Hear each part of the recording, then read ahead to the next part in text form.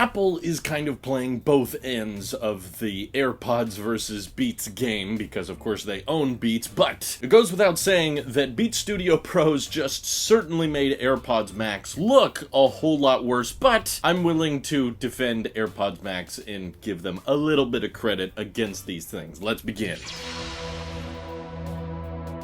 It's very easy to get excited and hyped about the new, latest, and greatest tech, and as of today, lots of people are excited about Beats Studio Pro because Apple came out with them. They have USB-C, they support lossless audio, they're only $350, they have an appropriate charging case, and it has a headphone jack, and it comes with the headphone jack cord, as well as a USB-C cord, which supports audio pass-through and charging simultaneously, something that even AirPods Max can't do. So on paper, at least, there's lots of good things to talk about, and I'll admit they look and sound pretty incredible based on the listings we've seen. And I've been reading reviews all this morning to hear about the sound quality and how they compare, and I think Apple's being fairly clever here, you know? I think because AirPods Max have been around for a while, the people who are interested in them have bought them, and Apple has kind of waited for the sales of the AirPods Max to likely start flatlining, especially now that there's so many rumors about the iPhone and the rest of the ecosystem switching over to Type-C. There's likely been a bit of a decline in AirPods Max sales. So now is the perfect time to get a bunch of people to go out and buy the brand new Beats Studio Pros because they are Type-C. They're the new kid on the block, and they improve so much on AirPods Max limitations that a lot of people now feel inclined to buy these. But I still get the feeling that AirPods Max are going to one-up these, probably for a higher price around the corner, because of some inherent limitations that Beats Studio Pros have. For one, a lot of that could come down to the build quality. You know, they're much lighter than AirPods Max, but that's not by some magical feat of science and engineering. It's really just the choice of using plastic instead of metal. And personally, I was not too bothered by the weight of AirPods Max or the overall design. I was mostly bothered by the charge port, the price, and the traveling case, which was barely a case in the first place. So the Beats Studio Pros improve on a lot of that, but they don't have the H1 or even H2 chip on the inside. It's still relying on some kind of Beats custom silicon, which I think makes it better for playing nice with the iPhone. It still has that one-tap pairing, but also it has one-tap pairing with Android, as well as Android getting its own dedicated Beats app for doing software updates and settings and stuff. Why don't we get a Beats app on iOS? I don't really understand that, but because it doesn't have Apple's custom silicon, that means there's some noticeable things left out compared to standard AirPods, like the Beats don't understand when you take them off to pause and resume playing when you put them back on. A very basic feature that AirPods have basically had from the beginning, but Beats Studio Pros still will keep playing when you take them off. They don't have automatic device switching as easily or as seamlessly as AirPods do, but I've never been too happy with the device switching with AirPods anyway. It usually guesses wrong or doesn't connect when it's supposed to, so I end up turning that off. But my prediction is, and I could be wrong here, but what I've always been so impressed with when it comes to AirPods versus Beats is AirPods and their custom H chips have always been able to differentiate so well between active noise cancellation and transparency mode. And they're still using those terms for Beats Studio Pro, but Beats, because they don't have that custom Apple silicon on the inside, usually don't have transparency mode that's as good as AirPods or even noise cancellation at this point. So it's impossible to know for sure if the transparency mode versus noise cancellation is as good as AirPods Max, because all we really see on the website is, yes, they both technically have those features, but I think it comes down to the execution as to which one results in the better overall experience. And I also think there's some marketing unfairness going on, like Beats is boasting about how their battery life is up to 40 hours with the Studio Pros, which is great, but in the fine print they mention, oh, well, it's 40 hours if you're not using noise cancellation or transparency mode. If you're using either of those things, it drops down to 24 hours, which is still a couple hours better than AirPods Max, but not like double the battery life like a lot of people are claiming. I'm unsure what the battery life of AirPods Max is if you turn off transparency mode and active noise cancellation. I don't usually see that advertised, but a little bit unfair. And in my opinion, the biggest bottleneck with Beats Studio Pros compared to AirPods Max definitely is going to come down to comfort. And while I don't have long-term ownership yet of Beats Studio Pros to give you an opinion on, most of the reviews have mentioned a bit more discomfort when it comes comes to that headband across the top. I'm sure they're fine on the ears and everything, but I can tell just by looking at these things and how I've used other over-ear headphones in the past, that top headband is very, very thin. And usually when there's not too much padding and you have a very, very thin headband, you tend to notice a lot more pressure on the top of your head, especially if you have a lot of hair like I do. That mats down the top of your head quite a lot. And still to this day, my favorite thing about AirPods Max was the comfort. Yes, it was not necessarily the most travel-friendly design because they couldn't be folded up into a nice compact travel case like Beats Studio Pros do, but AirPods Max with that arched and netted fabric across the headband never got tiring for me. I could wear those for hours and hours and hours, and I never felt any discomfort. And aside from the build quality, which contributed to the very high weight of AirPods Max, the other thing I love about them is the digital crown. I love the idea of just being able to adjust volume really, really smoothly by using that crown just like you do on your Apple Watch. It's so much more of an Apple approach opposed to the clicking the Beats button on the side or using touch gestures like so many over-ear headphones already have. I've tried those on over-ears in the past and, you know, they work and you can kind of get the hang of it, but personally, I still find the digital crown a lot cleaner and a lot more intuitive and immersive than relying on touch controls and that kind of thing. So I still think, even with all of these on paper advantages of Beats Studio Pros, AirPods Max, while I don't recommend it at $550 and it doesn't even come with the headphone jack cable, and the charging cable that they include with AirPods Max doesn't even support audio pass-through, and Beats Studio Pros do, I think Apple rightfully made sure that AirPods Max still retained some exclusive advantages, like probably the active noise cancellation and transparency mode is going to be a lot better, and I also think the sound quality of AirPods Max is probably going to beat out Beats Studio Pros, but likely only audiophiles are going to be able to notice it, and AirPods Max are probably still going to have better comfortability and better build quality because of the steel and aluminum in the design compared to just plastic. So like we've been saying for years, I think the Beats by Dre have been Apple's playground. It lets them experiment and toy around with future headphone technology, and it lets them make headphones that are geared more towards Android compatibility, not just iOS. And then the AirPods is when Apple's true design philosophy and true design preferences truly shine through, and that's why I'm hopeful that we don't have to wait too long for AirPods Max to start accommodating for all of these great features that we saw in Beats Studio Pros, like the lossless playback support as well as USB-C, and honestly, I'm not sure if the AirPods Max should get a headphone jack like Beats Studio Pros do, but at least allowing lossless with an integrated DAC through the USB-C port so that you can charge the headphones while using them wired. That makes a lot of sense to me, although I do think it's kind of weird that with Beats Studio Pro, if you do audio pass-through through the USB-C port, active noise cancellation and transparency mode stop working. That's a little bit weird. I don't know why. But I have to admit, on a lot of my travels and tons of flights during this trip, there's been tons of times where it's like, yeah, I want to watch a movie on the in-flight display, and you have to watch it through the headphone jack. And if I had headphones that supported the headphone jack, I wouldn't have to use the crappy included airplane headphones, which sound horrible and don't have noise cancellation. So I've been in tons of scenarios over the past month where I'm like, yeah, some over-ears would be kind of nice right now. And I'm very tempted to buy Beats Studio Pros, but because I'm going to be across like 4 different states over the next week, I don't even know where I should necessarily ship these things. So if you're not in a rush, I highly encourage most people to wait before buying these headphones because you'll likely be able to find them on Amazon on sale in the not too distant future and save yourself $50 to $100. So there's no harm in waiting, of course, but overall, what do you guys think of Beats Studio Pros? Do you think this makes AirPods Max impossible to recommend? Are AirPods Max obsolete, or do you think an AirPods Max refresh is just around the corner? Should we get AirPods Max 2 with an H2 chip later at the iPhone event in September? Feel free to let me know your thoughts down in the comments below, and thank you to everybody supporting this channel directly. Seriously, helps us out a ton, as does just watching these videos, so thanks again. This is your Apple Sheep here, and I will see you all in the next one.